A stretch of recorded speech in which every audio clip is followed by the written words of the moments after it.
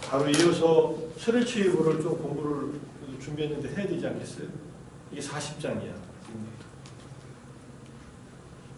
40장 하면 시간이 얼마나 될지 모르겠다. 자, 서류체육은 더 복잡해. 근데 원리를 잘 알면 그렇게 어렵지 않아요. 인도 북부의 캐시미르지요. 캐시미어라고 하는 그 캐시미어가 나오는 그 양들 기르는 캐시미르지요. 간다라 제국을 중심으로 발달했다. 아비달마를 제작한 논사들의 의도는 부처님의 가르침을 정확하게 이해하는 것이었다. 부처님의 가르침인 무상고무화와 열반에 대한 체계적인 이해를 시도한 게 아비달마 불교다. 이거는 초기 부파 불교 중에서 뭐 서릴체유구나 또는 남방 테라바다랑 똑같습니다. 기본은. 캐시미르 지역은 이 지역이에요. 간다라가 여기고 캐시미르가 여기에요. 요 위에가 라닥 지방이네 지금 현재. 인도가 여기 있고 히마찰 프라데시에 여기에 이제 다람살라가 있죠. 이쪽에 여기 다람살라가 저기 히말라야, 파키스탄 거기가 캐시미르다. 이 서북부 지역에서 서릴체유가 유행했고 아직도 이 지역에 이쪽 파키스탄 지역에서 서릴체유의 그 문헌들이 파편으로 전해지고 있다. 기원전 1세기에 제작된 것이 가장 오래된 2000년 된 파편들이 나와요. 매니스크립트 사본들이 나옵니다. 자, 논서를 발달시키면서 부파불교가 발달하는데 3기로 나눠져요. 최초의 논서는 경전 가운데 아비달마적인 경향의 연장선상에 있는 논서. 두 번째 논서는 7가지 논서가 등장해요. 육종론과 발지론, 이것 뒤에 설명하고, 후기의 논서는 이것들을 더 확장시켜서 설명하고 다시 축약하는 그런 강요서, 조직적으로 체계적으로 정리한 논서들이 나옵니다. 초기의 논서는 집, 이문종론, 법원종론 이 2가지 논서가 있어요. 총 7가지 중에서 장아함의 종직적인 내용을 부연 설명하고, 법원종론은 아함의 초기 경제는 아함경, 북전된 것을 아함경이라고 하고 남전은 니까야라고 해요. 초기 경전에 대한 이름입니다. 21가지 주요한 교서를 선정해서 설명을 하는 게 법원종론이다. 경전에 대한 해석으로서의 논의 초기의 논서예요. 이거는 테라바다에서는 법집론과 분별론 이 2가지가 있어요. 이거에 해당하는 논서가 똑같지는 않습니다. 체제 자체가 달라요. 기본적인 성향이 비슷하다. 그 다음에 중기의 논서는 시설종론, 신식종론, 풍류종론, 발지론 이런 논서들이 있다. 이름만 알아줘요. 뭐 설명하라 이런 시험은 안 나니까 너무 고민하지 말고. 그래서 다양한 아비달마적인 분석이 시작된다. 그래서 풍류종론에서는 오위법, 색, 심, 심소유, 심불상의 무위법이 등장하는 게 풍류종론이다. 발지론은 유부 아비달마 역사상 획기적인 사건이다. 발지론이라는 논서가 특정한 문제들을 다루는 논서에 비해서 이거는 학설 전반에 걸쳐서 조직적으로 이 발지론을 설명을 합니다. 이 발지론에 대한 주석서가 대비바사론이에요. 비바사라는 말이 해석했다는 뜻이에요. 해석. 위대한 주석서라는 뜻이에요. 발지론에 대한. 이 발지론의 주석서 대비바사론에서는 부판의 여러 가지 이론들이나 다른 학파의 학설을 전부 다 인용하면서 서릴체유의 학설을 집대성했다. 대비바사론이 엄청나게 큰 논설이다. 여기에 해당하는 논서가 이제 청정도론, 남방의 청정도론이라고 할 수 있어요. 자, 후기의 논서는 이제 대비바사론이 나온 다음에는 이제 다시 요약 정리를 해요. 여러분들 전과가 있으면 다시 핵심 정리한 게 있잖아. 그죠? 전과가 뭔지 알았는데. 전과라는 게 무슨 소리인지 알아요? 들어봤나? 뭐예요 전과가? 전과라는 말이 무슨 말인지 알아? 처음 들어봐? 우리들이 썼던 전 과목이 다 들어있는 걸 전과라고 해요. 국어, 영어, 수학부터 해서 모든 과목을 이만큼 두꺼운 책에 한 권 있어. 전과라고 해서. 그것만 공부하고 내 학교를 뭐 교과서를 하나씩 갖고 다닐 필요 없이 참고서 중에 하나. 그 중에 이제 수학의 정석이 따로 나오고 영어 따로 나오고 성문, 종합문 이렇게 따로 떨어져 있는데 이거는 하나의 이 아까 말한 대비바사로는 전체가 다 포섭된 과목이라면 이거를 다시 요약 정리를 해요. 요점 정리, 핵심 정리. 그게 이제 아비담심론, 아비달마 구사론 이런 것들이에요. 자, 이런 논서들이 나왔다. 이 정도 말고 아비달마 구사론만 기억하면 돼요. 아비달마 논서의 최고의 정점을 찍었다. 아비달마 구사론이 5세기 정도에 쓰여졌는데 와수반드라고 하는 세친에 쓰여졌고, 이분이 쓸 때 설일체유부의 입장에서 쓰는 것 같았는데 나중에 해석을 보다 보니까 이장 의종의 입장에서 아비달마 구사론의 해석을 써요. 이분은 어떻게 이 논서를 지었냐면요, 개성을 먼저 지어요. 시를 쭉 지어 1장부터 8장까지 시로서 다 표현을 해요. 시를 보면은 어떻게 이 사상을, 이 시는 이제 여러분들 산스크리트 시는 굉장히 운율에 까다롭고 정확하게 장단이 맞아야 되고 운율이 맞아야 돼. 우리나라 시조처럼 4음절로 나눠진 것이 4, 4, 4, 4, 16음절로 된 것이 이제 두 줄로 돼가지고 쭉 시를 쪄요. 거기에 장단과 이것이 다 맞아야 돼. 어느 곳에서는 긴 음이 나와야 돼. 어떤 곳은 짧은 음이 나와야 돼.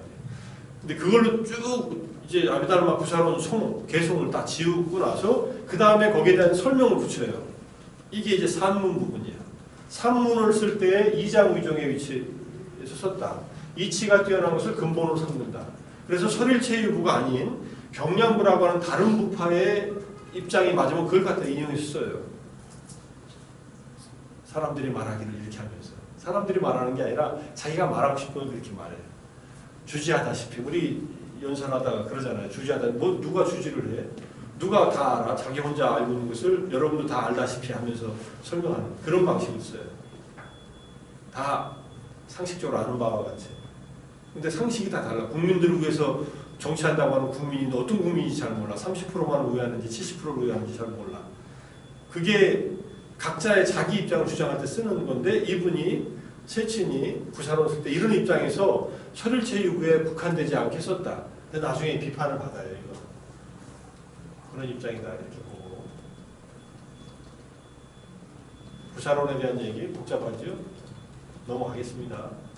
자, 구사론은 그래서 이 9장으로 이루어졌어요. 1장부터 8장까지 계품, 금품, 세간품, 어품, 수면품, 현상품, 지품, 정품. 기본적으로 계품과 금품은 총론에 해당해. 모든 다름마들에 대한 본질과 작용을 설명하고, 세간품은 괴로움의 현실 세간을 설명하고 그 원인인 업과 수면, 업은 행위고 수면은 번뇌예요. 12연기로 말하면 무명, 이거는 행 이렇게 해당해요. 그러면 식, 명생, 유기, 축수가 나타나는 게 세간이에요. 간단하게 얘기하면. 그 다음에 현성품은 괴로움을 소멸한 성인들에 대한 얘기, 그러니까 열반을 체험한 자, 깨달음의 세계. 지정품은 8정도의 선정과 지혜를 말해. 도품이야. 그래서 고집멸도 이렇게 되어 있어요. 그래서 고와 집은 번뇌가 있는 세계에 대한 설명이고, 멸과 도는 번뇌가 없는 세계, 번뇌가 없는 상태에 대한 설명이다. 그래서 고집멸도의 순서대로 편성되어 있고, 이것이 유부의 핵심적인 가르침이다, 의미다 이렇게 하고, 마지막 이걸 다 쓰고 나서 산문을 다 쓰고 마지막에 산문으로만 쓴 게 파지바품. 그러니까 자아에 대한 잘못된 견해를 주장하는 불교 내부의 종파와 불교 내부의 학파와 그 다음에 다른 종파의 불교에 대한 이해를 비판합니다. 자아에 대한 잘못된 견해를 비판. 독자부라고 하는 부파의 견해와 그 다음에 다른 인도 철학에서의 자아를 주장하는 자들의 견해를 비판하는 게 파지바품. 이렇게 구성되어 있습니다. 동경대학교 그 대학원 시험을 보는데, 입학시험 인도철학과, 이 구사론의 1장, 2장을 산스크리트로 공부해가지고 시험을 봐야 돼.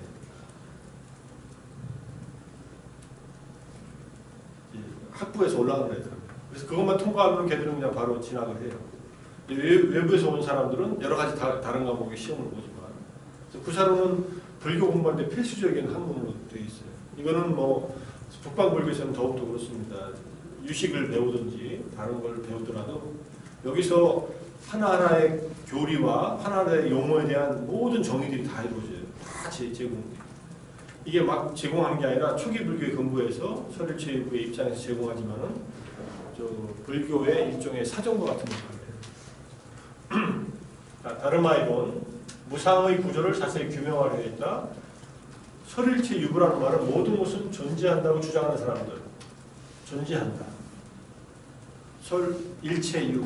일체가 뭐냐? 과거, 현재, 미래의 모든 것들은 있다라고 주장하는 사람들이에요.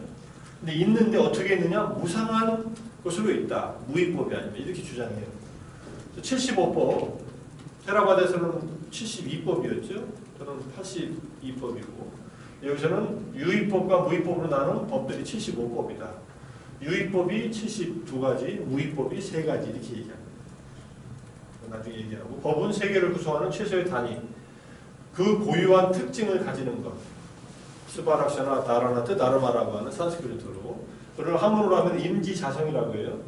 스바락샤나 고유한 특징을 다라나트 지니기 때문에 다르마라고 한다 이런 뜻이에요. 고유한 특징을 지닌 것들이 다르마다라는 말은 개념은 고유한 특징이 없다 이런 뜻이에요. 관념 같은 것들. 근데 지수화풍이나 우리의 마음이나 마음 부수들은 고유한 특징들이 있다. 그래서 그것들은 다르마다. 다르마만이 실제한다, 존재한다. 75가지만 이렇게 얘기하고 있습니다. 독특한 법의 이론에 따라 무상하다는 것을 논증하고 연기, 유의, 무상의 이치를 밝히고자 했다. 다르마의 이론에서 주로 5위 75법으로 나눠요. 5가지 범주를 말하는. 테라바다가 4가지 범주죠. 테라바다는 색, 심, 심소, 무의 이것만 있는데 여기는 심불상이 들어갔어요. 테라바다에서 말하는 색법의 내용을 여기다 집어넣었어요. 이게 2개 합치면 25개잖아요. 테라바다는 색법이 28가지예요. 그죠? 여기가 더 적게. 분류 자체의 방법이 달라요. 이게 담마에 대한 분석, 해석인 아비담마의 입장이 달라지면서 부파가 달라진 것이에요. 자, 물질은 11가지. 뒤에 가서 배울 테니까. 마음은 1가지. 마음은 원래 1가지입니다. 마음 작용이 여긴 46가지. 테라바다는 52가지. 6가지 더 많죠. 심불상응, 테라바다에 없는 것이 물질도 마음도 아닌 관계, 능력, 상태들을 심불상응행이라고 했어요. 마음과 결합되지 않지만은 뭔가 작용을 하는 행위다. 그 다음에 무위법의 3가지. 테라바다는 열반 하나인데 여기는 3가지. 나중에 재미있는 개념이 나옵니다. 이것들을 볼 겁니다. 자, 그래서 이걸 다 펼쳐놓으면 이렇게 돼요. 복잡하죠? 이거는 내가 이 사이트, 동경대에서 아비달마 쿠샤에 대해서 공개해놓은 이 사이트에 들어가서 이거를 일단 다운받아서 거기다가 내가 한국말 넣은 거예요. 이렇게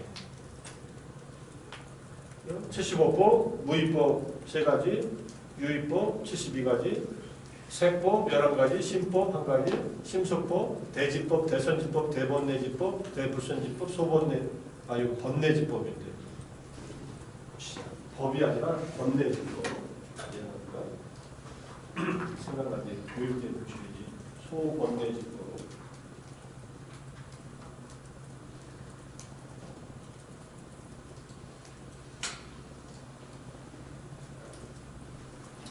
지금 이걸 외울 필요도 없지만 이게 다양하게 분석하고 있다 이렇게 말합니다. 부정지법, 그 다음에 심불상이고 이렇게. 이거 하나하나 조금씩 보면은 마음은 단일하지만 작용하는 상태에 따라 달리 불린다. 의식작용, 마음의 작용은 신구의 삼업으로 불러있기 때문에 의식작용, 마음의 작용이나 삼업을 불러있기 때문에 찢다, 불러일으킨다는 뜻에서 모아서 일으킨다는 뜻에서 찢다라고 한다. 생각하고 해야하기 때문에 마나스라고도 한다. 마나스라는 말은 사유하는 기관이라는 뜻이에요. 그죠? 사량, 사유하는 것. 생각하고 해야하는 것. 이 양자는 해야하다는 뜻이에요. 이게 따지는 겁니다.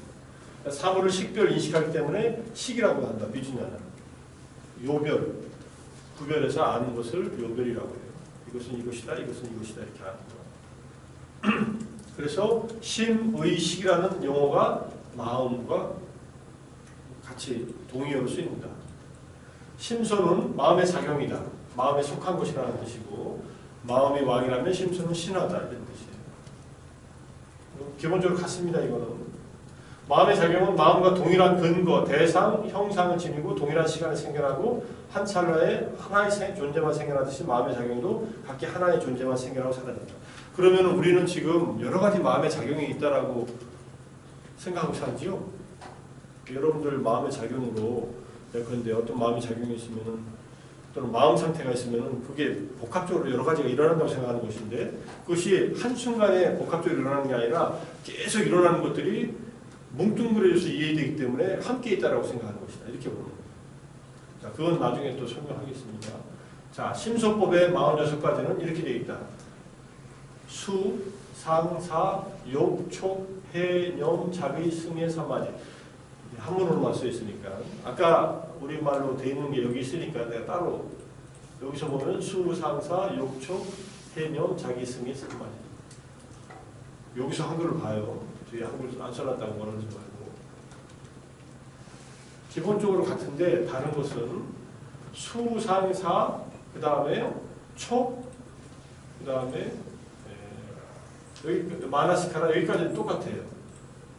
그런데 테라바다에서는 이 대지법에 뭐가 들어갔냐면은 생명 기능과 또 하나가 뭐지? 삼매인가? 삼매. 오락가락 7가지가 있어요. 7가지. 항상 반드시 있는 마음. 분류가 달라졌어요. 뭐가 달라졌어요? 스무르티하고 지혜가 여기 들어가 있어요. 지혜와 삼매는 테라바다는 유익한 마음구조 속에 들어가요. 여기 대선지법에. 여기는 여기다 넣어놨어. 대지법에다. 승에는 어디 들어가 있느냐? 때때로 일어나는 마음구조에 들어가 있어요. 이것도 여기 분류가 달리 되어 있죠. 자, 유익한 마음 중에서 유익한 마음에 항상 일어나는 대선지법은 믿음, 노력, 평정, 부끄러워하고 두려워함, 그 다음에 탐욕 없음, 분노 없음, 부지, 그 다음에 남을 해치지 않음, 마음 편안함, 그 다음에 게으르지 않음 이렇게 돼 있어요. 이게 또 분류법이 다르니까. 대번뇌지법에는 이거 집이라고 써놨네. 법, 대번뇌지법. 교정부는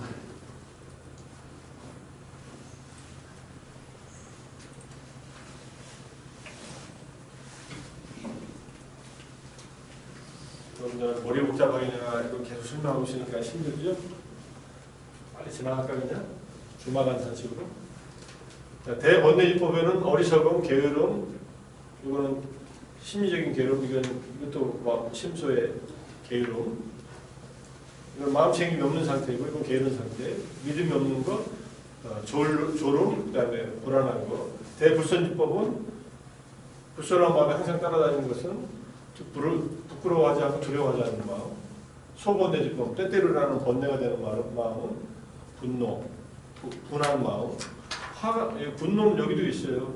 위에 무진. 이거는 이제 뿌리에 있는 강한 분노라면 이거는 분한 마음을 먹는 거예요. 그 다음에 마음을 무릭시하는 이거 뭐야? 마음을 가리는 것.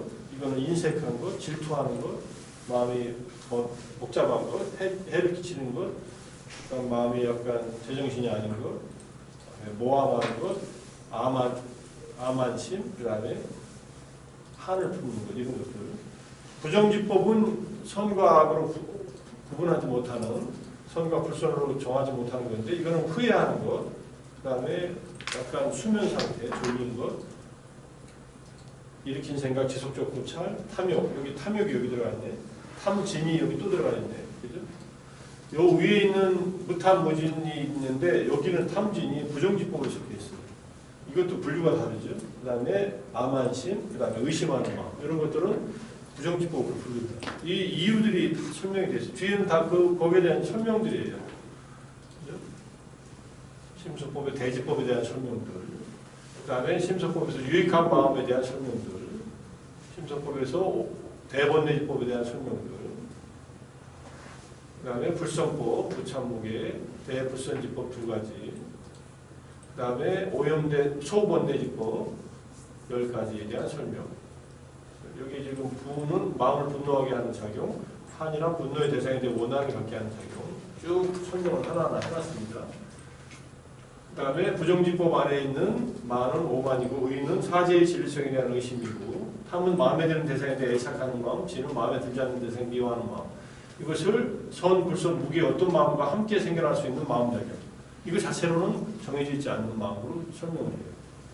이것도 테라마다 분류가 다릅니다.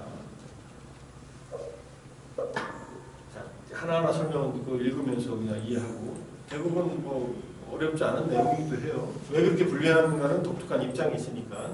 마음과 함께하지 않는 힘이라는 것은 득, 우리 중생들로 하여금 자신이 상속한 유의제법이나 택멸, 비택멸의 무의법을 획득, 성취하는 힘이다.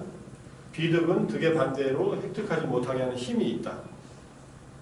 범부는 무르법의 비득을 본질로 하는 유정, 성자는 유르법의 비득을 본질로 하는 유정. 이게 무슨 소리예요? 자, 범부들, 깨닫지 못한 범부는 무르법을 얻지 못한 상태에 있는 사람이다. 이런 뜻이에요. 무르법의 비득을 본질로 한다는 것은. 그리고 성자가 된 사람들은 유르법이 남아있지 않다. 본내가 있는 겁니다. 이게 본질이 달라졌다는 얘기예요. 본질이 다르다. 이게 득과 비득으로서 이렇게 설명하는 거예요. 유르법이 무르법을 얻지 못한 자를 범부라 하고 유르법을 얻지 못하는 자를 성자라 한다. 이렇게. 여기 생명도 들어가 있어요. 생명 기능은 테라바드에서는 정신에 또 하나 있고 물질에도 하나 있어요. 여기다가 집어넣어놨어요. 서로가 다르게 생주이멸은 테라바드에서는 추상적 물질 4가지 들어가 있습니다. 특이한 것은 명, 구, 문이라는 명은 이제 하나하나의 단어들, 구는 이제 구절들, 그 다음에 문은 문장들 이것들을 전부 다 신불상법에 넣어놨어요. 인간들이 쓰는 언어와 개념, 그 다음에 문장, 구절 이것도 전부 다 여기다 넣어놔. 테라바다에는 이게 없지요 사실. 이런 구분을 해놓는 이유는 이 언어를 철학적으로 분석하는 학파들의 영향을 주고받았다는 얘기예요. 초기 불교에도 이 말들은 나와요. 나만이, 빠다니, 부양자나 이런 말은 나오는데 이것들을 법속에 분류를 해놨다. 힌두교의 이 문법학, 언어 철학에서 언어 자체가 브라마, 창조주다 이런 얘기가 있어요. 근데 그렇지 않다. 언어는 신벌상에 속하는 법이다 라고 이렇게 설명을 하고 있는 거죠. 자, 그 다음에 동분, 무상, 무상과 무상정 이런 것들도 동분이라는 것 때문에 우리는 유정을 유정에 이용하는 동류, 상사성, 보편성을 말한다.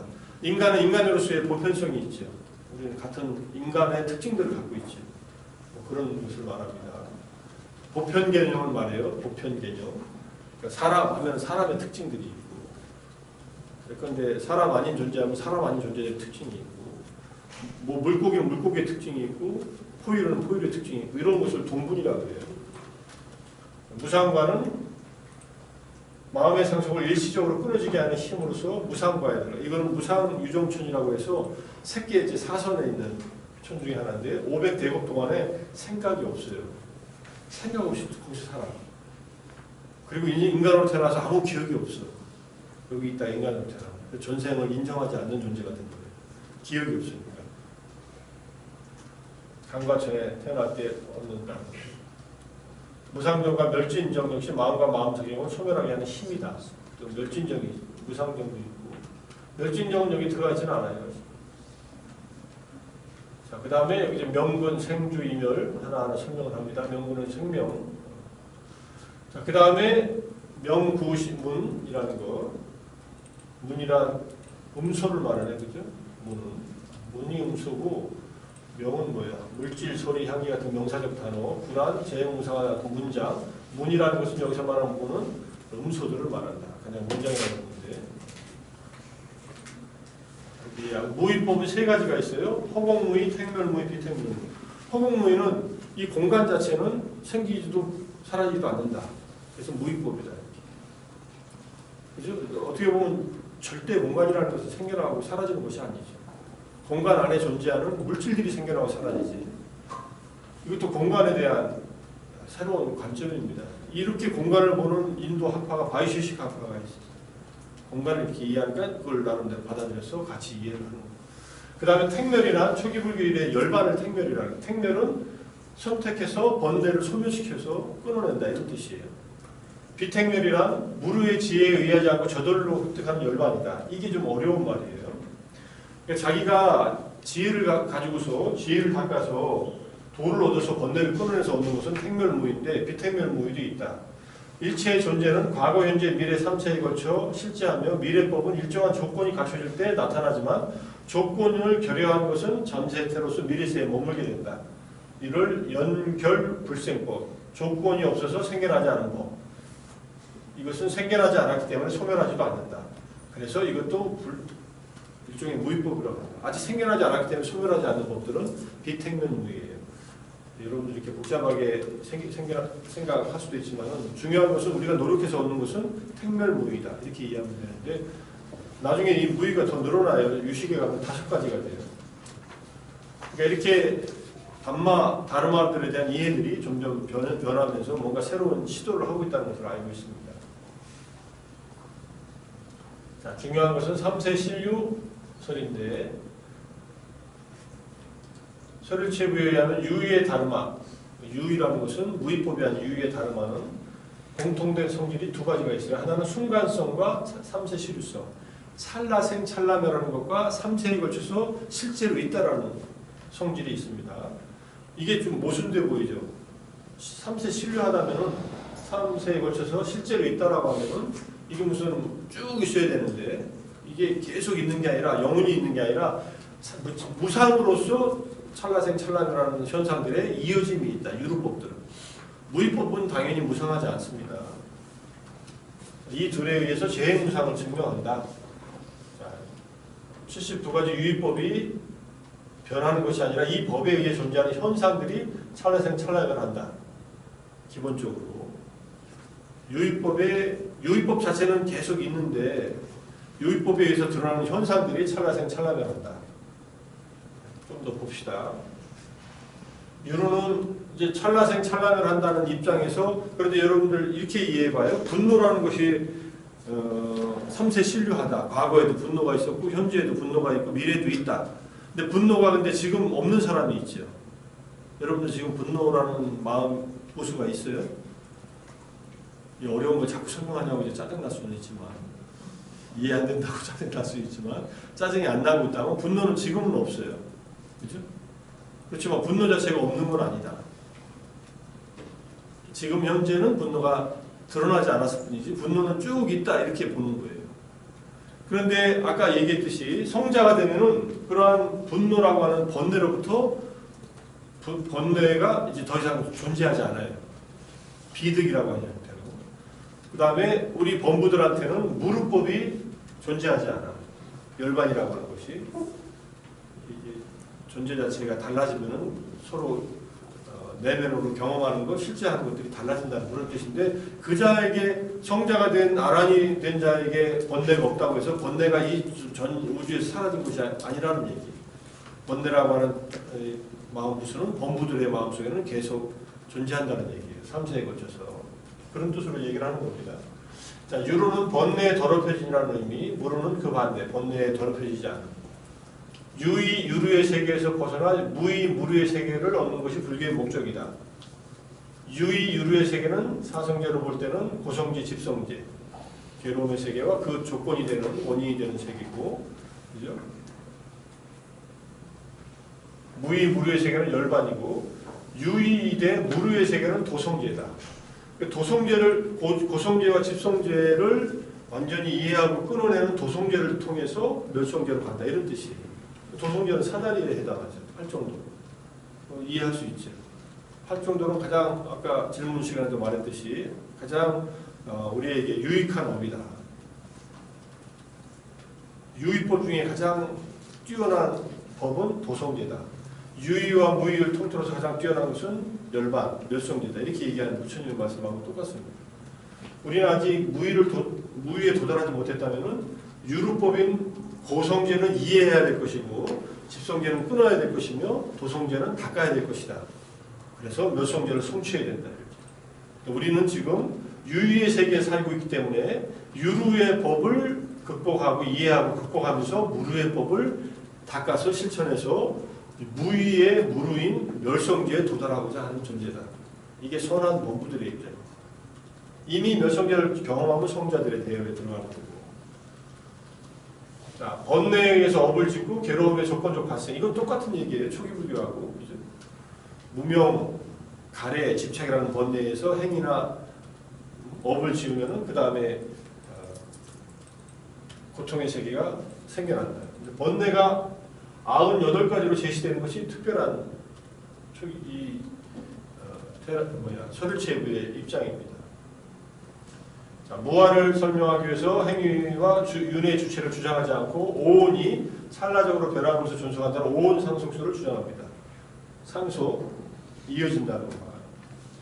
지금의 오온이 다음 순간의 오온도 바로 직전의 오온이 지금의 오온으로 계속 이어지고 있다. 찰나생 찰나변하면서 무아, 고정된 자아는 없다. 이렇게 주장합니다. 자, 번뇌설은 6가지 수면을 주장하는 아비달마의 입장이 있고 7가지 수면을 주장하는 입장이 있고 10가지 수면이 있고 마지막에 98가지 수면이 있어요. 자, 그래서 탐진치와 그다음에 암안심, 견해와 의심이 있으면 6가지 수면. 수면이라는 말은 잠재되어 있다는 뜻이에요. 당연히 드러나지 않으니. 경전에서는 유탐, 존재에 대한 욕심 해가지고 7가지를 얘기하고, 그다음에 10가지 수면은 이제 기본적으로 탐진, 만, 무명, 의, 유신견, 법직견, 변집견, 극단적인 견해예요. 있다 없다라고 하는 사견, 그다음에 견취, 계금취, 견해에 대한 집착, 계금취, 계금에 대한 계와 금지정에 대한 집착. 이렇게 해서 10가지 수면을 견해의 차별로 발생하는 것이 10가지 수면인데 98가지 수면이, 이 10가지 수면이 3개에서 각각 작동을 해가지고 98가지로 발생해요. 그래서 108번뇌가 되는 거예요. 이렇게 합치면 108번뇌. 108 염주를 돌릴 때 번뇌를 하나씩 끊을 때 10가지 수면 번뇌와 98가지 수면 번뇌를 다 끊는 겁니다. 이게 98가지 수면에 대한 설명이에요. 봐도 잘 모르겠죠? 종류가 많다. 끊기가 상당히 어렵다. 그래서 6개에서 끊어지는 번뇌, 6개 고집멸도에 따라서 각각 끊어지는 번뇌들이 다르고, 여기서 끊어진 것이 왜 또 끊어지냐면 계속 끊는 거예요. 사실은 다 끊어지지 않았기 때문에. 그래서 마지막 새끼와 무새끼의 수, 닭금에서 끊어지는 번뇌가 또 있어가지고 이걸 전부 다 합치니까 98가지다. 이 논문에서 자세히 다루고 있어요. 이게 영어로 쓰는 논문인가? 중국어로 썼구나.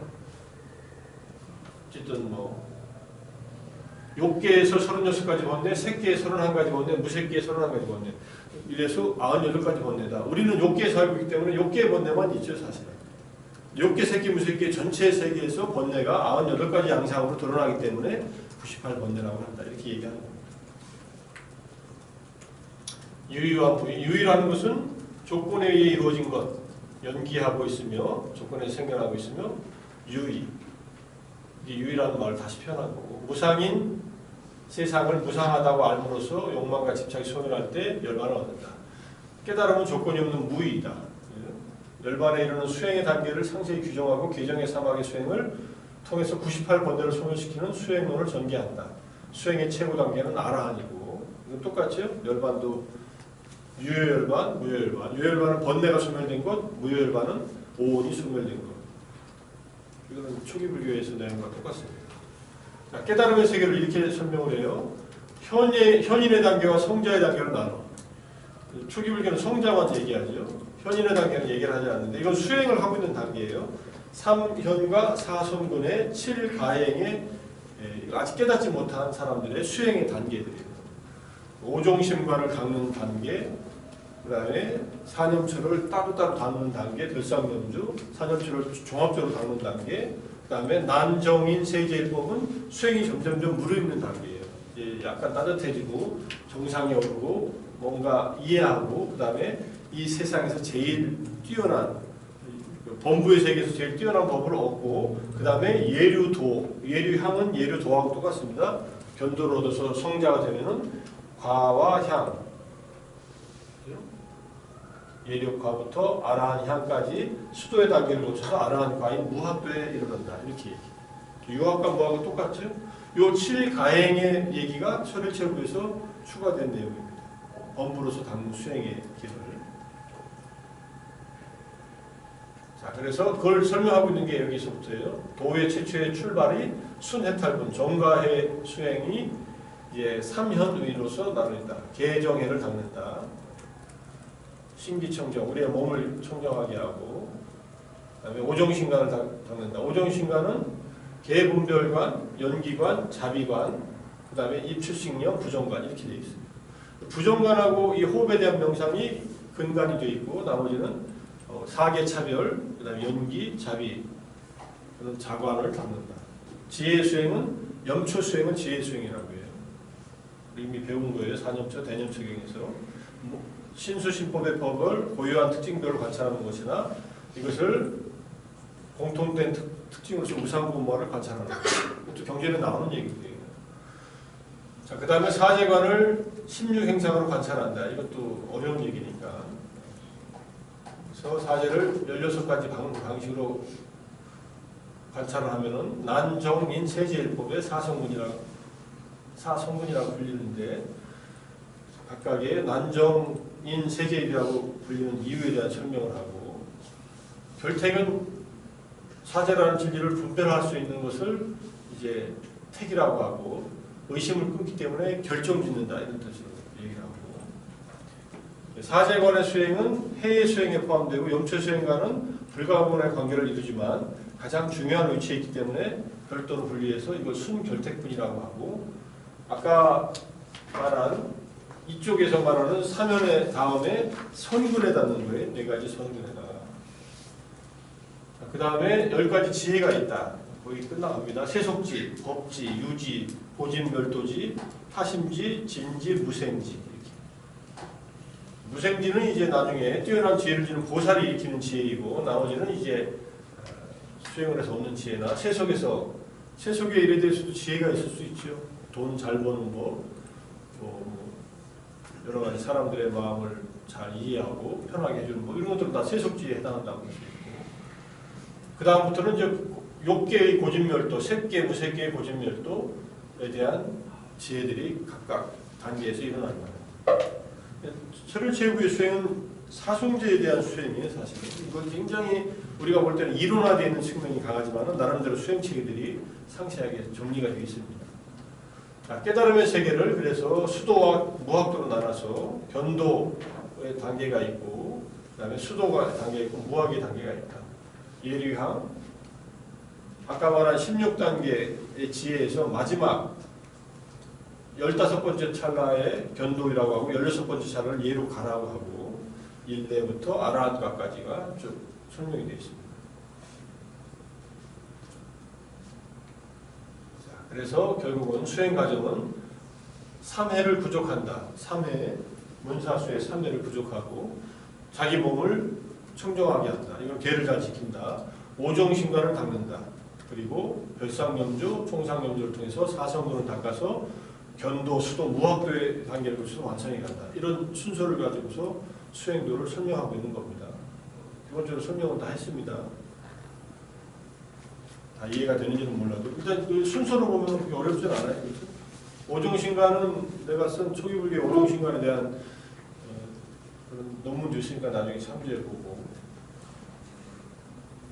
복잡한 것 같지만 초기불교를 좀 상세하게 설명하고 있다 이렇게 볼 수 있습니다. 자, 세존의 정법은 철일체육에서는 교법과 정법으로 나눈다. 테라바다에서 정법은 뭐라고 했죠? 이건 늘 시험에 나오는 문제예요. 교리와 수행과 깨달음이 있다. 통달이 있다. 3가지. 여기서는 교법과 정법이 있어요. 교법이란 교리를 말해, 경륜론. 정법이란 삼성의 보리분법, 깨달음을 도와주는 법들을 정법이라고 해요. 사실은 정법이라고 하면은 깨달은 법인데, 깨달음을 도달하게 하는 그런 수행법들을 말합니다. 정법 속에는 수행법과 깨달음 자체를 두 개 다 포함되어 있다고 할 수 있겠죠. 능히 받아지니 올바로 설하는 자가 있으면 부처님의 올바른 정법은 바로 세간에 머문다. 세 사람, 지니는 자, 설하는 자, 행하는 자가 세상에 머무는 시간에 따라 정법도 그만큼 시간 동안 머물게 된다. 이 두 가지가 남아있으면 정법이 남아있다 이렇게 얘기하는 겁니다. 아직도 세상에는 경일론 3장에 남아있고 성문연과 고살의 깨달음의 길을 가는 수단들이 있기 때문에 아직 정법 시대라고 할 수 있습니다.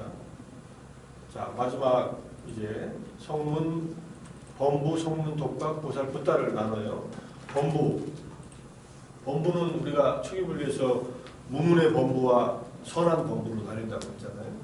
선한 범부는 이제 깨달음을 지향하는 수행을 하는 사람들이고, 자, 성문은 범부를 하사, 맨 아래 단계에 있는 존재라고 한다면 성문은 중간 정도에 있는데 독각은 중간 중에서 사양삭과를 거치지 않고 바로 깨달음을 얻어서 사양삭과도 더 높은 위치에 있는 독각이 있어요. 연각이라고도 하고 독각이라고도 하고 벽지불이라고 합니다. 그 다음에 그 위에 보살이 있어요. 보살은 사마승지 10만 겁을 수행해요. 그리고 보살을 닦으면 마지막에 붓다가 돼요. 원인을 완전하게 완성했고 결과도 완성했고 은혜를 완성했다 이렇게 얘기합니다.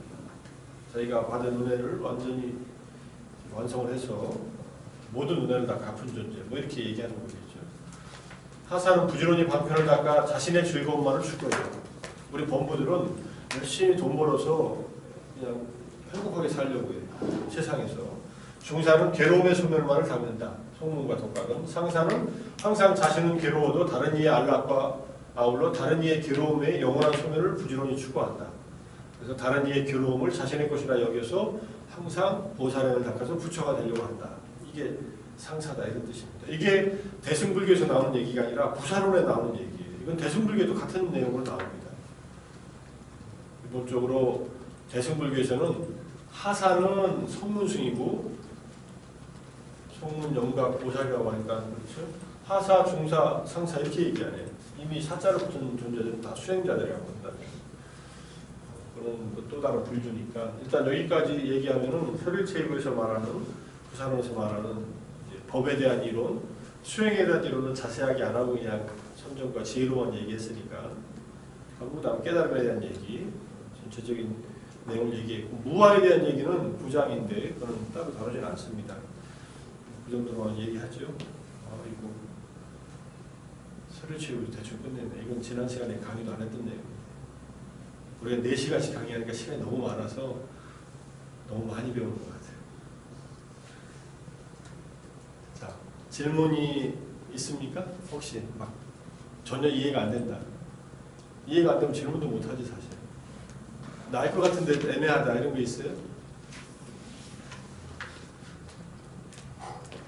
없다. 그러면 좀 쉬겠습니다. 자, 지금이 51분이니까 11시까지 휴식을 하든 명상을 하고 오든 10분 정도 쉬었다 하겠습니다.